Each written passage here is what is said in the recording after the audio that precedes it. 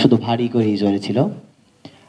সাংবাদিকতা হচ্ছে গণতন্ত্র বা রাষ্ট্রের চতুর্থ স্তম্ভ। সেই স্তম্ভ যদি দুর্বল থাকে তাহলে অবশ্যই যারা শাসক গোষ্ঠী থাকে তারা তাদের দায়বদ্ধতার জায়গা থেকে সরে গিয়ে জনগণের কাছে জবাবদিহিতার জায়গাটাকে ভুলে গিয়ে তারা তাদের স্বার্থকে হাসিল করতে চায়। এবং বলা হয়েছিল সাংবাদিকতা পক্ষপাতহীন হতে হবে। পক্ষপাতহীন হতে হবে কোনো একটা গোষ্ঠীর প্রতি যদি পক্ষপাতমূলক আচরণ করে তাহলে অবশ্যই অন্য একটা গোষ্ঠী কিন্তু সেই তাদের যে কাভারেজ পাওয়ার কথা, তাদের যে অধিকার বিষয়ে তাদের উপস্থাপন হওয়ার কথা, সেই জায়গা থেকে বঞ্চিত হয়। এবং রাজনীতি হচ্ছে, রাজনীতিবিদরা যারা আছেন তারা হচ্ছেন বৈষম্যহীন সমাজ গড়বেন।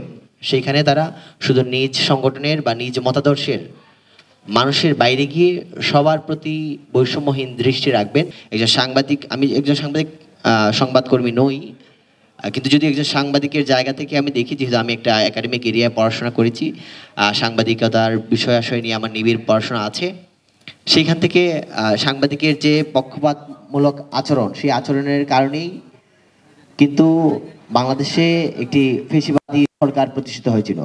আবার রাজনৈতিক নেতৃবৃন্দ যারা ছিলেন তারাও কিন্তু একটা বৈষম্যমূলক আচরণ করেছেন এবং শুধু একটা নির্দিষ্ট গোষ্ঠীর নির্দিষ্ট কিছু বিষয়কে প্রাধান্য দিয়েই তাদের রাষ্ট্র কাঠামো পরিচালনার চেষ্টা করেছেন। সেই জন্য একটা সমস্যা দেখা দিয়েছে এবং আলটিমেটলি আমরা একটা ফ্যাসিবাদী সরকার পেয়েছি যারা দীর্ঘদিন যাবৎ 1.5 দশকের বেশি সময় ধরে আমাদেরকে শাসন করেছেন।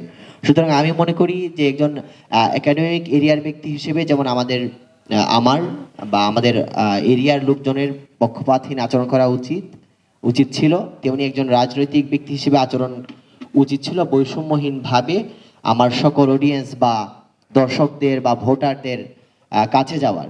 যদি আমরা দুইটার মেলবন্ধন করতে পারতাম, বাংলাদেশের মানুষ মেলবন্ধন করতে পারতাম, তাহলে হয়তো আমরা দীর্ঘদিন যাবৎ গত 1.5 দশক ফ্যাসিবাদের দ্বারা শোষিত হতো না, নির্যাতিত হতো না।